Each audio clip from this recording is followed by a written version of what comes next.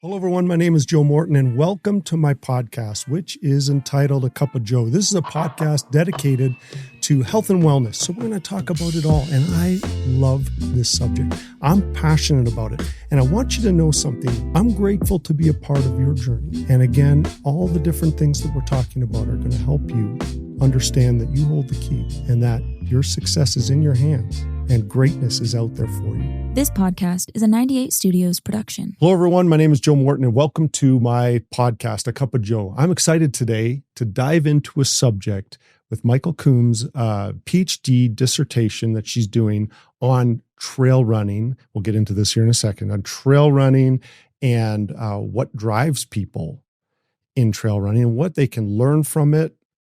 It's just fascinating, this subject, Michal. So I'm so glad that you're on this podcast with me today. Yeah. I love trail running, passionate about it. I know you are. You just finished an event recently. I did. My very first 50 miler. So I'm a baby ultra runner. Wow. We live in kind of a bubble area where there are a ton of trail runners here where we live in Utah, and they all run hundreds or more, 250s. And so I'm a baby ultra runner. I don't think a 50 miler is not a baby ultra marathoner. That's incredible. Congratulations. Which one was it? It was the Dead Horse 50 down in Moab. I haven't done that. It's a good one. Yeah. A lot of elevation.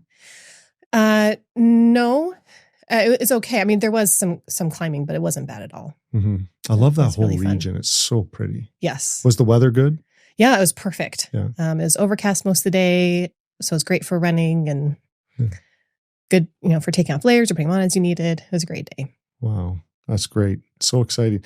And we have a chance to know each other in the past because I raced with your husband, David, Salt to Saint several times. He was always like our secret weapon. Like the guy was so fast and so aggressive. And when we were like, it's 24 hours basically. Yeah. So tired, haven't slept. David would just get on that bike and just crank, and it was just awesome to race with him. He's got the legs for that. He's really, really strong, really aggressive. And I had the pleasure of being able to have your special cinnamon rolls that you like after 24 hours of grinding and pushing and, depleted of sleep and glycogen, everything. Nothing better than a cinnamon roll topped with frosting. Yeah, you came and brought it to the team. That was really cool. Yeah. And I have to thank your husband, David, because he got my son a seasonal job at UPS once. Oh, that's great. Yeah, that was a couple of years ago. That was really fun. Good. So cool. So let's dive into this. First of all, congrats on that 50 miler. Yeah, good thanks. Experience. You liked it? It was great. Yeah. Yeah. For me, I always set like an A goal, B goal, and C goal. And sometimes it's time related. Sometimes it's not. Mm-hmm. And I did not get my A goal of finishing not in the dark. Mm-hmm. But for me, there are so many other things that happened during the day that it was just such a cool experience and so many things I was proud of. At the end of the day, for the first time in my life, I felt like I could say I'm proud of myself for being proud of myself. Just so many mental landscape changing things happening. It was just a really neat experience. I got to the end of that finish line and just felt like, wow, I'm enough. It's just such a neat experience. You should be proud of yourself. That's incredible to say you did a 50 miler. Yeah. Did you do any events leading up to that? No, I stuck to a very rigorous, like in the past, yes, okay. I've run 50Ks. So I started trail running about 5 years ago, and, I'd never run a road marathon, but trails are different. And so I ran trail marathons. I prefer them. Yeah. And then just jumped into 50Ks, and I hung out the 50K distance for a few years. In 2021, I crashed and burned both of my events that I did. I usually do 2 events a year. And so I took 2022 off to just try and figure out what was going on, what I needed to change and work on. And so I incorporated all of those things. I added strength training. I really worked on my fueling and nutrition, what that meant during trail running as a woman, specifically what I needed. And then there's some other health issues that I wanted to attack and address. And so I felt like I really honed in on that during 2022. And so when this race, I figured, well, in 2023, I haven't done any other events. It's time for a 50 miler. This is my only event this year. And And I found a training schedule and just stuck to it like a fly to fly paper. That was what I was going to do day in, day out.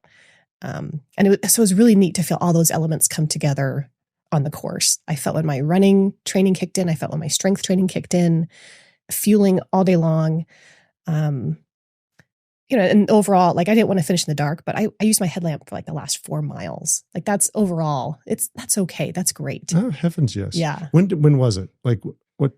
This was just like a month ago. It's just a couple weeks. Yeah. November 18th, Saturday. You had the time of year on your, against you. Right. Too. Daylight savings. Yeah, of course. Because it would have been very different if you did that in like, June or July. Yeah. Yeah. Mm-hmm. Wow. Congratulations. That's great. Yeah. Thanks. That's great. Yeah. A couple things that I took out of that, by the way, and I hope that listeners are, if you're training for something, you have 3 goals, which I love that. Like, I think sometimes people go in and they push so hard and they have to get a PR and it's like their first event or their, and burn, it's better to have several goals that if you're really feeling it, then push it. Right. Mm-hmm. Right. And the other thing I took away from that is you had a plan. You got a training program. Did that include a nutrition plan? Because you said you dialed in your nutrition. The training plan I found did not, but I had, story time. If you're ready for this.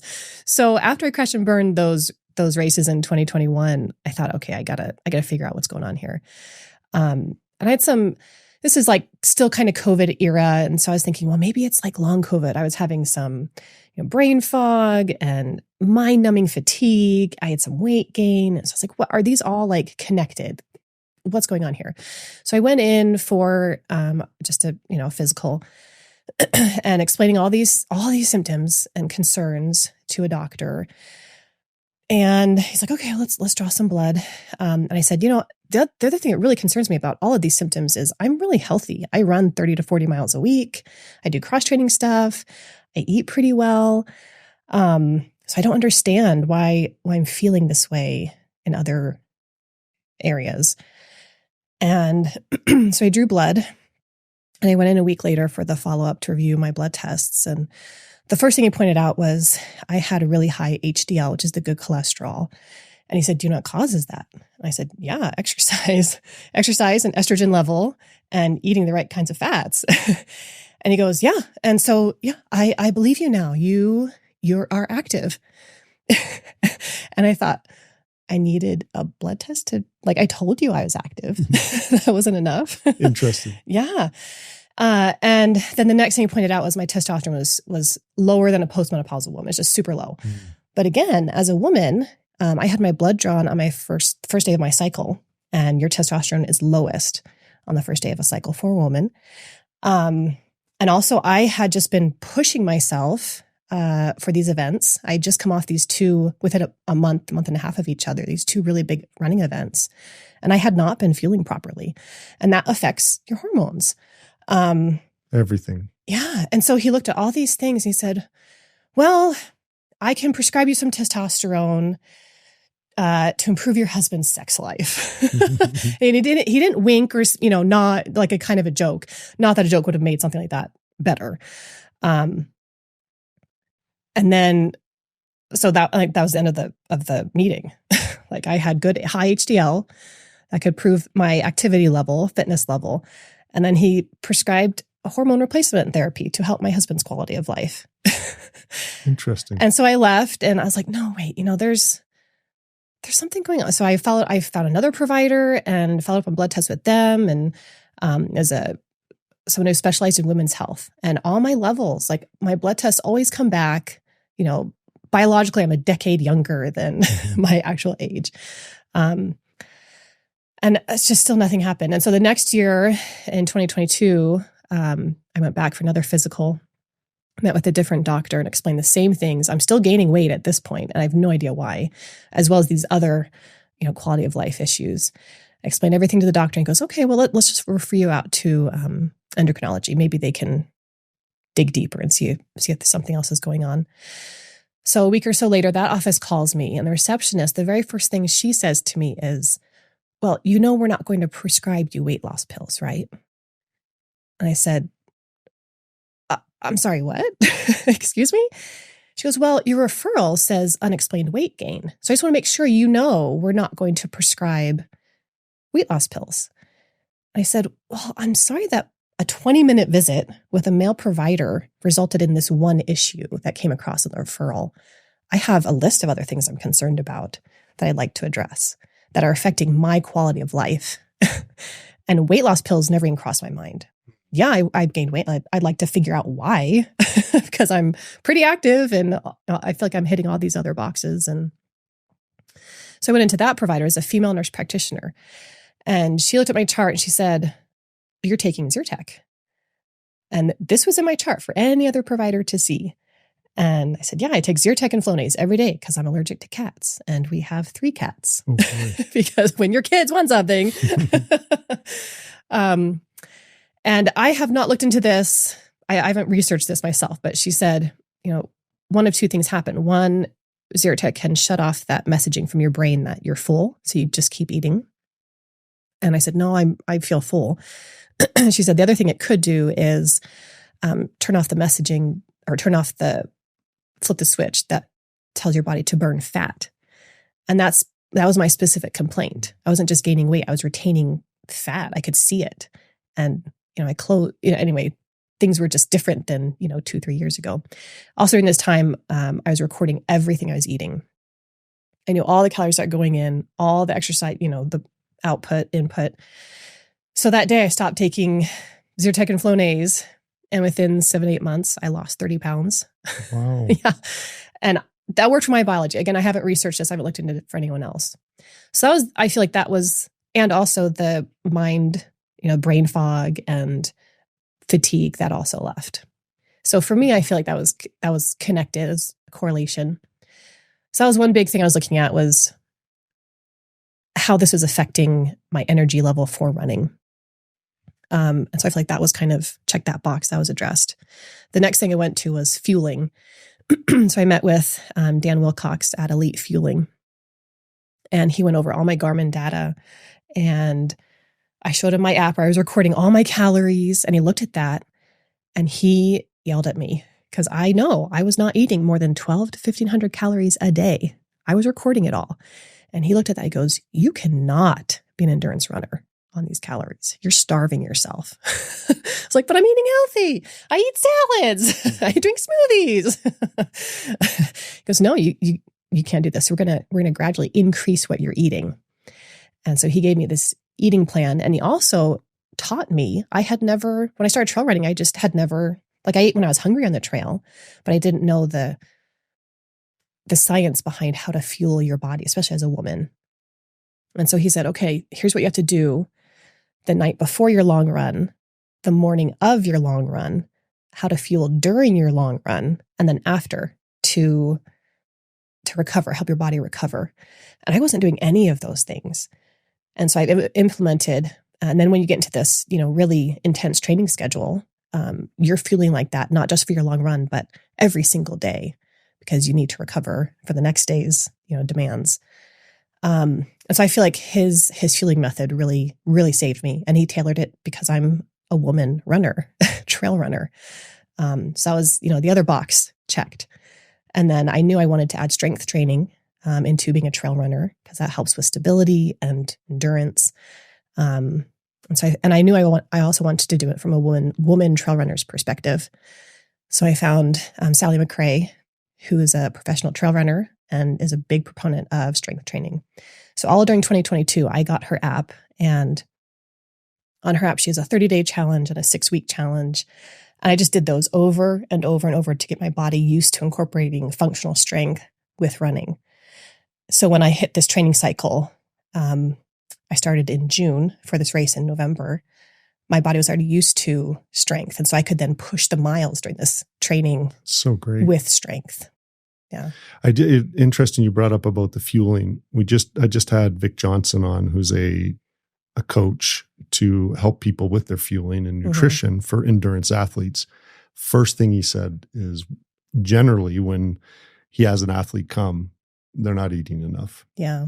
And I'm in that category. Yeah. Actually, I know exactly what you're talking about.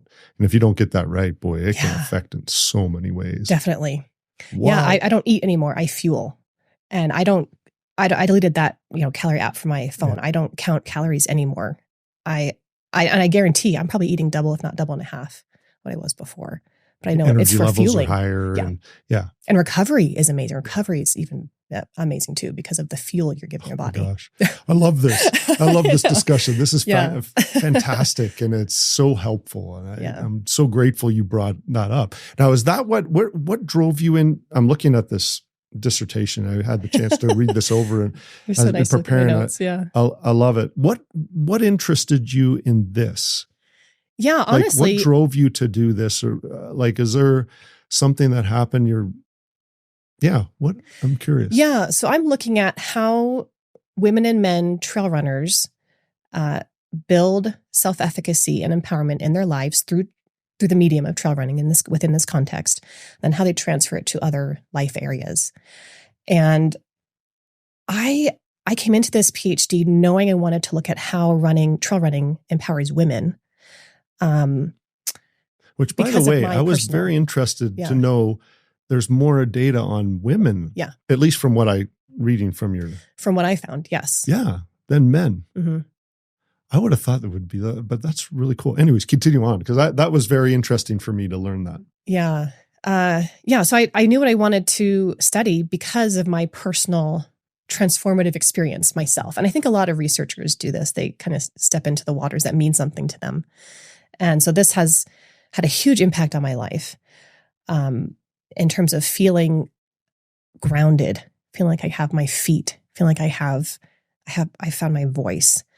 And I know I'm not the only one who has felt this. And so I wanted to kind of dig deeper. And for your PhD or for your dissertation, you had to do this huge research background and find what research has already been done. So that when you do your topic, you're kind of filling the gaps. You're not saying, oh yeah, well, my research confirms this. Like, you can't do something that's already been done. And so as I researched and found, oh, this is already known that running impacts and empowers women. There is a ton of research out there looking at how physical activity in general, but also specifically running, builds self-efficacy and empowerment in women. And there's less research with men. And I think it's so interesting. So my overarching purpose is to identify the elements that men and women respectively use to build these constructs in their lives, and then build this theoretical model. So I feel like if you can say, okay, here's this model, here's how things are built. Just as an example, like going back to my doctor story when I'm trying to figure out what's going on with my body. Have you, as a man, ever felt like you've had to prove your fitness level or had to have a doctor not believe that you're active until they saw this blood test result? Have you, as a man, ever gone to a provider and said, here are my list of concerns for my quality of life? And they say, okay, well, let's give you something that will help your wife's quality of life in some way. Have you, as a man, ever then, what was the third, when I went back to the doctor, about weight loss pills? Yes. Yeah. Have you ever called, this doctor's office and say, okay, but we're not going to give you weight loss pills? So I think if you as a man that's not part of your lived experience, you don't have those boxes that need to be checked. And every woman has multiple doctor stories that they could tell. Every woman does. There's your next podcast. Invite a bunch of women to talk about their doctor stories. I've got a ton, not just these. So you as a man may not have those boxes that need to be checked. And so as you're building self-efficacy and empowerment, it's not going to transfer to those boxes that you don't even have that need to be checked. And as a woman, being able to say, I feel stronger. I feel like I have a voice. I feel like I found my footing through trail running. As crazy as that sounds, like here's this weird thing, trail running, but this has impacted me this way. And as a woman, if I can say, this is what helped me feel like I can self-advocate. This is what makes me feel like I'm a strong person. Say, no, this is my body. I know my body. There's something going on. I'm going to dig deeper. I mean, that's huge for a woman. That adds to her autonomy. And I think as a man, you may not even have those boxes that need to be checked. So for me, I think it is a gendered process. You're going to build these constructs differently in your life, and you're going to transfer them and apply them in different life areas. And I happen to be using gender as the identifier. I think you could just as easily do the same study with race. I have 2 boys, and I'm never, they were lucky enough to be born to white middle-class parents. I'm never going to have that conversation with my boys about how to wear a hoodie in a store, or not if, but when they get pulled over, how to address the police officer like a Black mother has to have. So I think you could say the same thing about, you can do the same study saying, well, how do people of different race or ethnicities build self-efficacy and empowerment? And which life areas do they transfer to? I simply don't have those boxes that a Black mom does. Mm-hmm. I think you could say the same thing. You could use culture as your identifier. I was listening to a Hidden Brain podcast the other day, and they were talking about how we can grow from painful experiences. And the researcher was saying, in the United States, we're very individualistic. And so when we think of the growth that we've experienced from this painful experience, we could say, oh, this changed me in this way. This influenced me in this way. It helped me progress in such an ABC way. And you could say the same thing. He said someone in China would think very differently. They see growth. How does it add to the national experience? How does it make their nation progress or change? So I think you could do the same study that I'm doing with my PhD with any identifier. I just happen to pick gender because I've had a personal experience with it. I've had a transformative experience with it. And you mentioned in here running with other women. Yeah. Have experiences running with other women. Do you hear that transformative discussion with them where they say, because of this is how my life is different and better and so forth? Absolutely. Yeah. Yes. Anecdotally. But you also mentioned about running with some guys too. Yeah. But you don't hear that as much. You hear more for the women. Is that part of your experience thus far? Yeah. So with women, when we have this conversation, women are very quick to say, oh yeah, I have felt strengthened in this way and I apply it in my life. A, B, C, D, E, F, G. Mm-hmm. They're very, very quick to identify. When I've had this conversation with men that I run with, I can think of one friend in particular. He said, but I feel empowered too. And I don't doubt, this is an empowering thing. Men feel empowered. But I haven't found any research that identifies how. And so that's why I'm thinking, okay, within the theory of self-efficacy, there are internal and external constructs that build self-efficacy in a person. And same with empowerment. The empowerment theory, there are internal and external constructs or things that build empowerment in a person. And so if we can identify, does someone use internal or external ways to build their sense of self? And is that a gendered process? Then maybe we can bring this model to a bigger community or setting and say, okay, well, does your health intervention include these internal or external elements that would engage a person at their identity level? And in mine, I'm saying it at their gender identity level. Hello, everyone. Joe Morton here for a Cup of Joe podcast. I want to say thank you to our sponsor today, King Cool Plunge. These guys are incredible. I love this product that they've prepared. It allows you to be able to get into cold plunging and stay consistent with that, whatever temperature you want to set it at. Has a filtration system. It looks cool. It looks amazing. I love their colors. I love cold plunging for the purpose of just overall health and wellness of body, mind, and spirit. I love the way I feel when I use it. Helps me to become present in the moment, very mindful. There is no way that you cannot be in the present moment when you get into a cold plunge. And King Cool Plunge is a phenomenal product for that. Check them out, kingcoolplunge.com, and use the discount code ACOJ. King Cool Plunge is spelled KING KOOL Plunge. Their Instagram handle is KingCoolPlunge, or their website is kingcoolplunge.com. Specifically, you're talking about trail running and ultra running, but does this is this the same for road running? Or are you going to dive into that at all? Is this going to be specific to trail? I'm looking specifically personally. At trail I running. like trail running. Yes, and I get why you would want to go there, but you think that it would transfer as well to road running?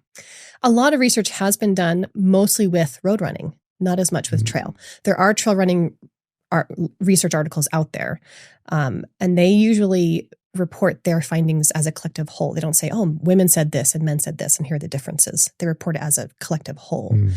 Like the characteristics of trail runners, like perseverance, or just the mental setting of, okay, I'm going to, maybe the mental things I say to myself to get myself through hard times on the trail. Those sorts of articles report things as a collective whole, as men and women. They don't differentiate.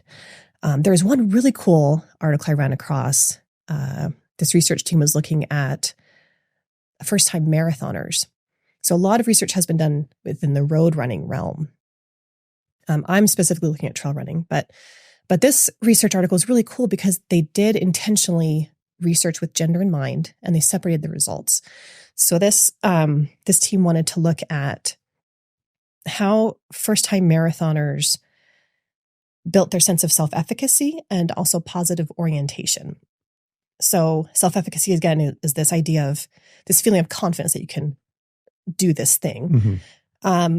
Positive orientation is how you view yourself in relation to the world, how you see yourself, what you're worth, pursuing, all these things. And so they had men and women participants, and they had their participants take both the self-efficacy scale and the positive orientation scale at baseline prior to beginning their training schedule or cycle. And then again, within, I think, 48 hours of completing the marathon, and then again, 2 to 3 months later. So they had all these, time references of how this activity, the first time marathon running, influenced your sense of self-efficacy and positive orientation. And they've reported and found that in men versus women, men started at a higher baseline. So they started with higher self-efficacy and positive orientation than women. And so both men and women, rose, they went up in their sense of self-efficacy and positive orientation after running the marathon. But the men's, slope or their rise wasn't as high because they already started higher. Women was like, it's like super steep hill, it was going uphill, super, super high.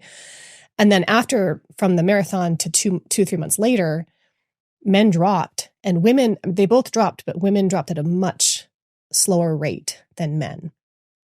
And so the researchers concluded, they conclude. So yes, this activity does increase self-efficacy and positive orientation regardless of gender, but your baseline to the increase was different.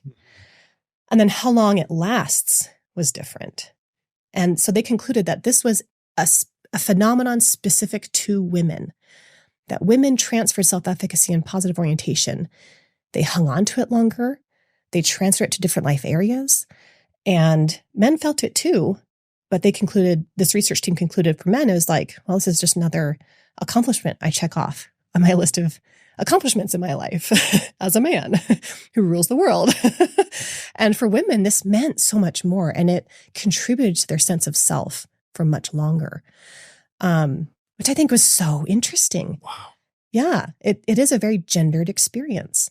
So it's not to say that men and women men don't feel this like women feel it, but I'm going to dig deeper. This research team also just did a quantitative study. So they just looked at those numbers of the survey responses and did their statistical tests. They didn't have a qualitative arm. So they didn't then follow up and say, let's do interviews with these participants and see exactly why. Like, why is this going on? What life areas are these women transferring these things to? So I'm going to include that in my study too. I'm doing a quantitative side or phase where I will have people fill out a survey so I can run those nerdy statistical tests and see if there are relationships between things. But then I want to do a qualitative phase as well and follow up with interviews and just kind of dig deeper. And now those studies were done with road racing. Yes, first-time marathoners. First-time marathoners. You're going to go into, I'm really fascinated to see how this comes out, because I personally I started road running, I think. Did you road run at the beginning? Yes. Yeah, you started with road. And I liked it. Yeah. Go onto the trail though, it's like, it's a different experience. It is. I think it's a different experience. Absolutely. I think it's more peaceful. It's more in, you can become a lot more present. Yes. And in the moment on a trail, I believe. Yes, I agree. Not dodging traffic, which is kind of nice. And oftentimes I don't even listen to music. Yeah. Like if I'm running on the road, I'll listen to music. And you get out on the trail, it's just like, so peaceful. Yeah. You just want So I'm breathe. interested to see how that works with trail. And that's first timers. I'm wondering, this has nothing to do with your stuff. I'm wondering if because I've read this quite a lot. If you're going to run a race, the time to sign up for the next race is right after that race. I've heard that too. Yeah. Yeah. Because you're on this high. Yeah, you're on this high. And so then it gives you the chance to work towards another goal. You just accomplished this amazing goal, whatever that might have been. What's the next one, Right. So, and I wonder if that has part to do with it, but I'm sure you'll come up with a lot of great stuff. So in your, this is so interesting. I'm loving this. In this, there's a section here that ACEs. Yes, the ACEs. Yes, the ACEs. Adverse childhood experiences. Yeah. Can you talk about that a little bit? Because this maybe explain what this is. And I was just, because I find because it says here that no studies were found describing men's experience of such impactful outcomes from running. But for me, this is a big thing, I think. Not that I don't know if I had childhood trauma. I don't know. Yeah. I don't know. But I love it. I love it. To me, it's a way to be able to escape. Right. Talk about that ACEs a little bit. Yeah. So the ACEs stands for Adverse Childhood Experiences. And this was first developed in the late 90s by Felitti and his research team. And he was actually originally working with his original study. He was working with women, I think he was in Southern California, who wanted to lose weight. And they would lose weight and all come back, or they couldn't lose weight at all. And so he just started talking to these women and discovered that they all had one common denominator, that they had all experienced some sort of trauma, whether physical or sexual abuse or some sort of trauma in their childhood. And that's associated with weight gain? Is that? Well, in his original study, that's happened to be the population that he was working with. I got you. And this was with predominantly white, college-educated, middle-class women in California. And so he developed this questionnaire to determine how much childhood trauma you experienced in your childhood environment, and that whether that was physical abuse, sexual abuse, parents or caregivers in the home who drank or did drugs or were incarcerated, what level of traumatic events or instability were you exposed to in your childhood, and then he went and took that survey and interviewed tens of thousands of other people. So I think his original catch fire idea started with this group of women, but then it went huge. And then the CDC got involved. And so now we can directly relate your ACE score to your long-term health outcomes, whether that's weight, asthma, likelihood of drinking, smoking, doing drugs, really, suicide. They're all, depending on if your ACE score is 0 to 3, 4 to 7, 8 or more, we can tie that and link that to very specific long-term negative health outcomes. Would 8 or more be higher end of the right? So the higher the score, the more negative the outcome. Okay. So there's since been so many other research angles using the ACEs in preventive health measures. There's this really cool pediatrician, Dr. Nadine Burke-Harris. And I think she's now the general attorney in California, but she found this study and incorporated it in her pediatric practice in the early 2000s, where she started interviewing the parents. They would bring their children in for their well checks every few months, and she started having the parents fill out this ACE score. And based on the ACE score, she would then create these interdisciplinary health teams as a preventive health measure for these children within her practice, which is amazing. And I mean, so many other research angles have been done with this. And it shows that not only your ACE score influences negative health outcomes. There's another article I found that talks about the buffering effect of having a stable childhood. Or if you're in an unstable childhood, what about these other buffering effects of things that are stable or things that do help you? How does that help you out with your ACE score and your health outcomes? So there's so many different research angles incorporating the ACEs, but I've never run into a study where they have taken the ACE test, just a list of 10 questions, and had the person fill it out, and then make correlations between that and trail running. So I thought, well, I'm going to do that. So I'm going to see if there is a correlation, a relationship between your ACE score and your self-perceived level of self-efficacy. Because what was going through my mind is the amount of times I've heard from just over the years, trail runners like, and is it joking? Is it Layla's like, I'm kind of running from my demons, Right. Have you may have heard that before. Oh, definitely. And that's what was going through my mind is, have you ever studied any Edgar Tolle? No. Oh, I love his work. But in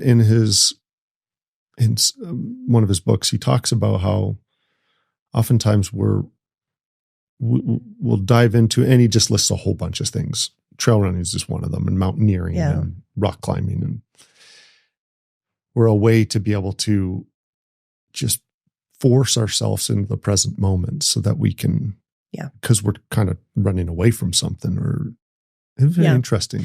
Have you ever read The Nature Fix by Florence Williams? No. She looks into this idea that humans need nature for healing, for to be able to process things, for creativity, for productivity.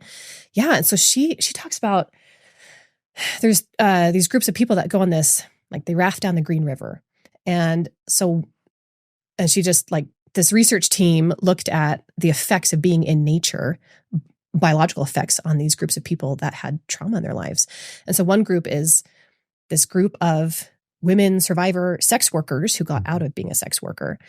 And the other group was veterans with PTSD. And it's so interesting floating down the river, like what these each, respective groups needed, what this meant to them to be on a river, on a raft in nature. It was the veterans were going down the raft on the river, and the former sex workers were doing a backpacking hiking trip in Colorado. So for the veterans floating down the river, they needed this sense of being part of a team, being able to trust and depend and rely on the people around them. And that helped them alleviate these feelings of PTSD.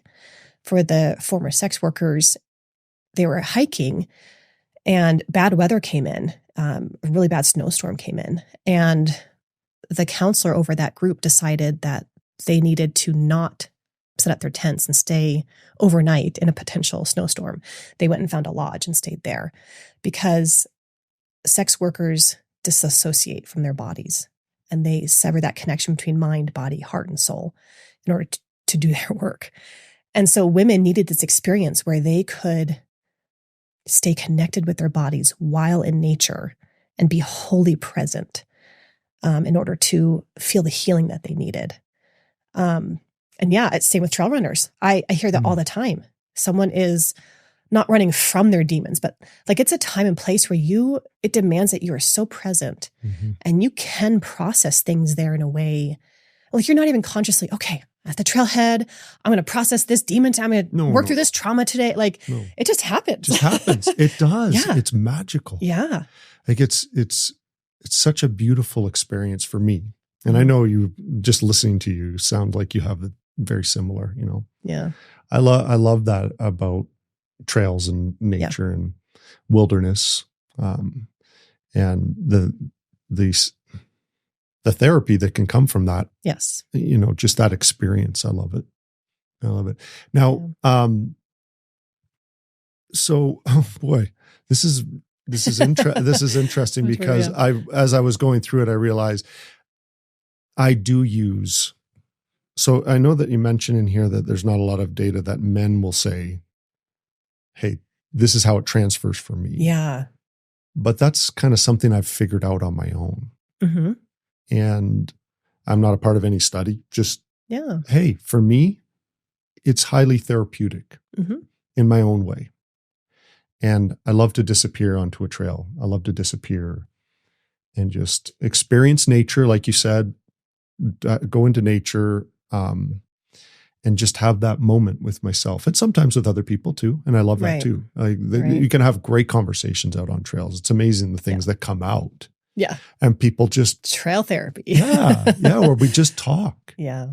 And that in and of itself is a beautiful experience for humans to just talk. Right. Don't have any other type of cell phones or anything. I mean, maybe you're holding a cell phone, but that's not associated with it. You're just you talking. Yeah. It's beautiful. Yeah. And it's without question, this is an empowering experience. It's a transformative experience. It's something that definitely builds your sense of self. And you do transfer it to other life areas. I'm not questioning that happens with men or women. I'm just saying I haven't found the research article that has reported that.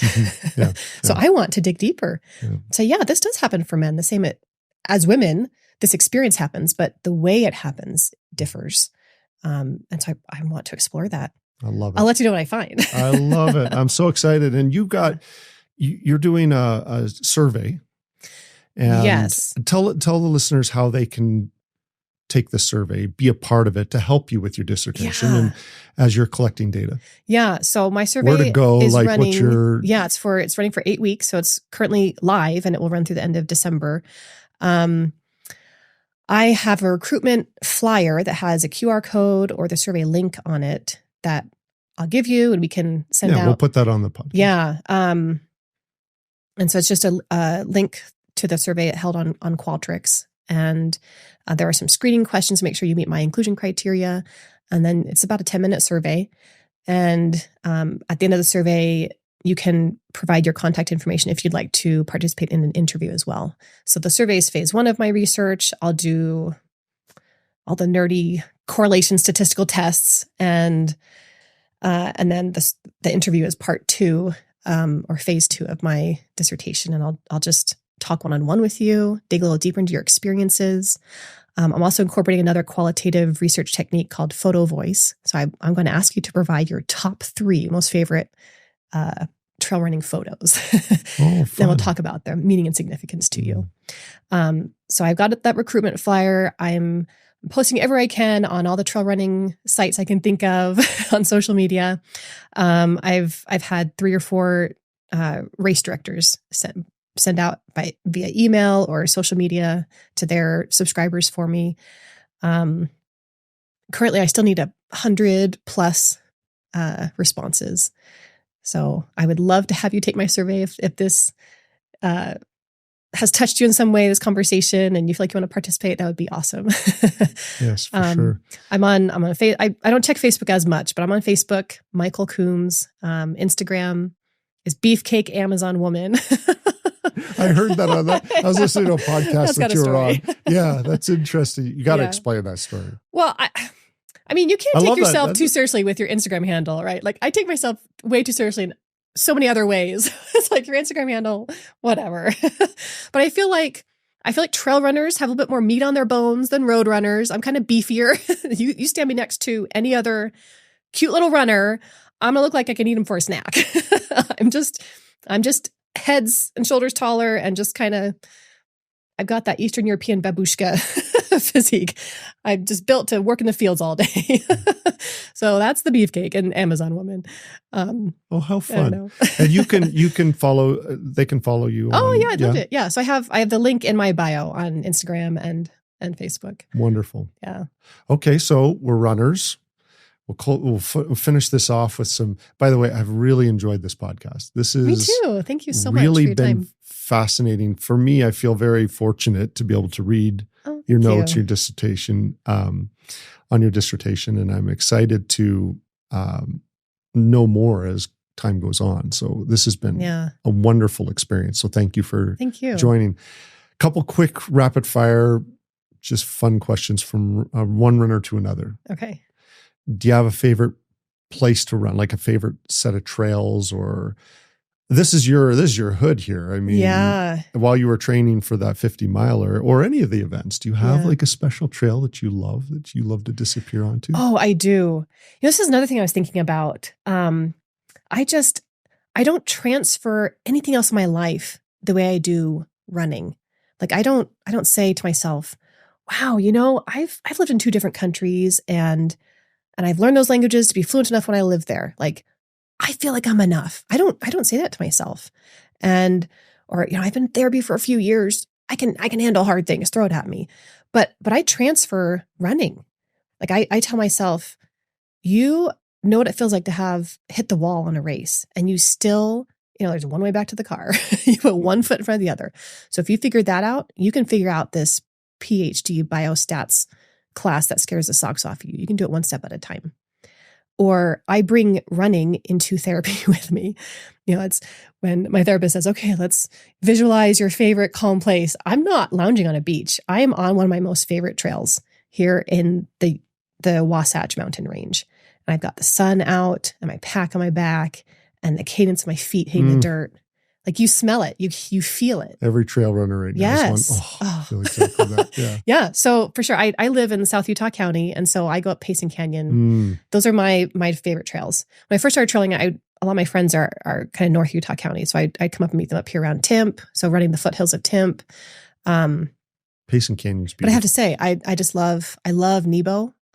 This will annoy some people, but I will take Nebo over Timp any day. I love Nebo. Hey, it's high. Yeah. And if you're riding a bike, I'm sure David, that's an aggressive ride. Yeah. It's long too. Yeah. If you do the whole loop. Yeah. But just at the top, it seems like it never ends. It just keeps going. Keeps going. That's great. Yeah. It's a beautiful mountain. I've never ran that one, so I can't. I'll take you there someday.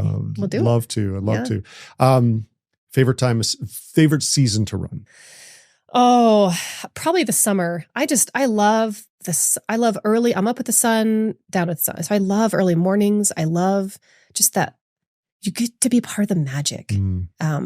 Maybe you're on the mountainside just at the right time when the flowers are blooming, or you get the sunrise just at the right time. You just get to sometimes be part of the magic.